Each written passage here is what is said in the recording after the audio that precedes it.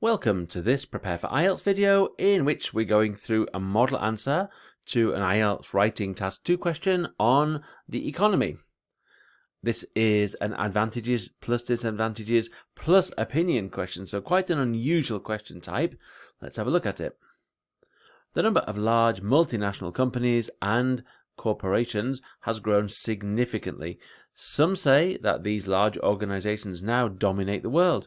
Discuss the advantages and disadvantages of having so many large international businesses and give your opinion. So let's go through our model answer, show you some of the great language that you can use. And we start off with a conglomerate. So a conglomerate is a large company which owns smaller businesses which operate in different areas of the economy. So they may have interests in tourism, in farming, in food production, in petrochemicals. They could have interests in all sorts of areas. Using relative pronouns and relative clauses can make your writing more cohesive. So here we have which, referring back to the noun conglomerates, and if you can connect ideas in the same sentence or between sentences, then you will improve your grade for coherence and cohesion, and that's what relative pronouns and relative clauses can do. The economic activity of a country is divided into sectors, such as the banking sector, the agriculture or agricultural sector, and the tourism sector. And using benefits and drawbacks allows you to avoid repeating advantages and disadvantages from the question. So always be aware that if you can avoid repeating language from the question, that's a good idea. Such is a very interesting word. It means of this or a similar type, and we can use it with a noun phrase like a system here. And it refers back to an earlier idea, and it makes your writing more cohesive. So here we have such a system. It refers back to the first sentence of this essay, and it connects ideas together, and it makes your writing more connected.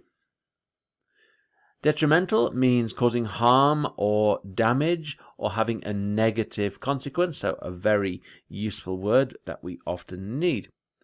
And we can use those with a relative clause to describe a particular group of people. So those who support these massive businesses, or those who live in urban areas, or those who oppose capital punishment. This is a useful way of avoiding people or individuals. Try to avoid using basic words like big, so there are alternatives. Massive, enormous, and vast and immense are options. And the structure of verb-object infinitive is very common, so allow somebody to do something. When you learn a verb, learn what structures it can be used in. We can use this with or without a noun, again to refer back to an earlier idea. This is, of course, connecting your sentences together, great for coherence and cohesion. Prosperity refers to the situation of being successful and having lots of money, and we have the adjective prosperous and the verb to prosper. We'll see this word again later, but because we use it in a different form, you actually will get credit for this.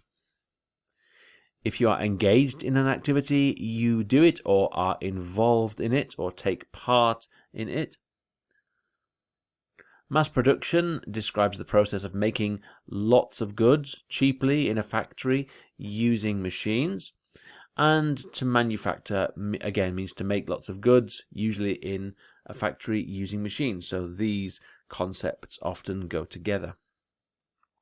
If you bring about something, you cause something to happen. And at this point, you might be thinking, I'm not sure about verbs with two parts.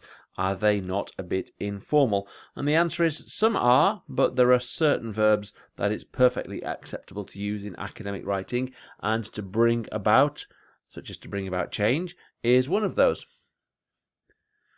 Opponents are people who oppose or disagree with something. So if you learn the word opponents, learn connected words like the verb to oppose, opposition, opposing, and opposite. If a person or organization is above the law, then they have the power to commit crimes without being caught or punished. And if you point something out, another verb with two parts that we can use in IELTS, then you give information to others which you believe is important and which they might not know or might have forgotten. And it's a really good idea to know which verbs can be followed by a that clause. That clauses are great. They are ways of making your writing seem very formal, very quickly, without much hard work. So we can follow point out with a that clause. Again, when you learn verbs, learn what structures they can go with. Shareholders are people who have bought part of a company. They have usually bought shares and so are given a part of that company's profits. And if you are scornful of something, you show that scorn, you show that you do not respect it, and you consider that it does not have any value or merit. You can be scornful of something. To be exploitative means using others unfairly in a way that helps you and harms them when you have more power than they do, so you can exploit them. You are an exploiter. And if you have to repeat a word, try to use a different form. So we have to manufacture and manufacturing, and this is a good idea because the examiner will actually give you credit for knowing two versions of the same word. If you repeat exactly the same word, the examiner will see that you have a limited vocabulary.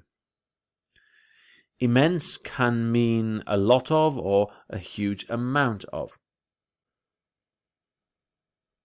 And moving to the conclusion, here we have a sentence beginning with although, and this is actually a complex sentence, and very often your conclusion can be very good if it starts with one of these sentences. They're sentences of concession. We've got a subordinate clause here in blue following although, and that's followed by a main clause. And you often use these when you want to put forward two views, two positions, two opinions, when the second one, the one in the main clause, is true despite the fact that the first one exists. So these are very useful. We can use them with even though and we can use them with although. Ethically means in a way that is morally right and treats people with respect, fairness and justice. We have the adjective ethical. So you can have ethical consumers, people who only buy things which don't damage the planet, for example. If you have other people's interests at heart, you act in a way which benefits them because you want them to be successful or happy. So here we have nations, employees, consumers, and the environment. So these are lots of people, and even the planet, we apparently have their interests at heart.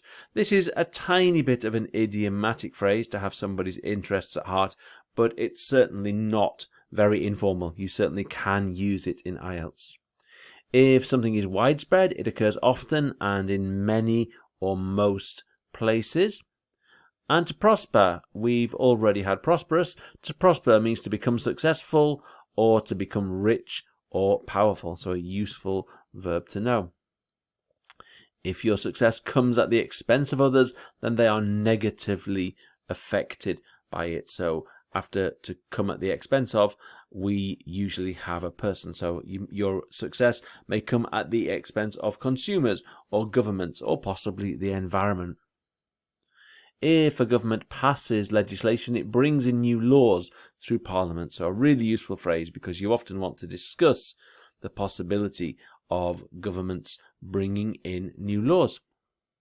And if you rein in somebody's power, you take steps to reduce it. Reins are what you have on a horse when you're riding a horse and you want to pull the horse back, you use the reins. And so if you rein in power, you stop somebody else from having as much power. To act for or in the common good means to do things which benefit society or the wider community rather than things which just benefit you. Here is the essay in full. Maybe take another read through it, and hopefully you now are aware of a lot of the great language that's in there which you can use to impress the examiner. If you've done that, why not have a go at our quiz? Multiple choice, A, B, C or D. Here we go.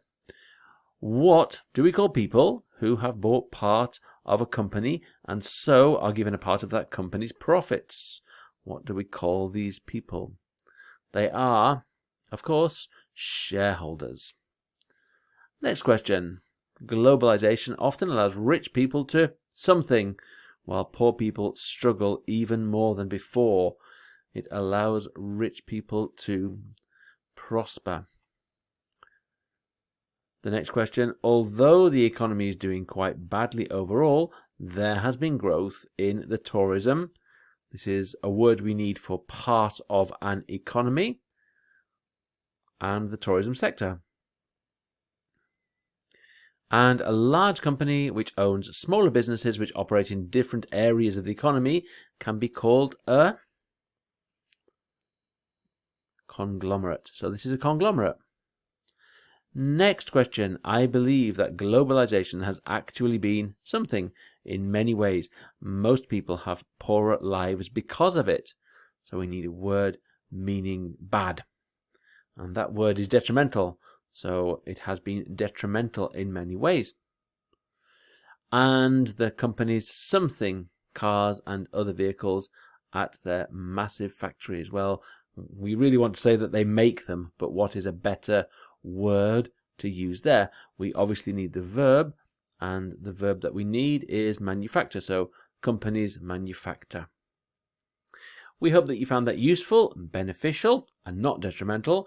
We recommend that you look at the other videos in this section. They will really help you prepare for questions on this topic. And we look forward to seeing you soon, and thank you for watching.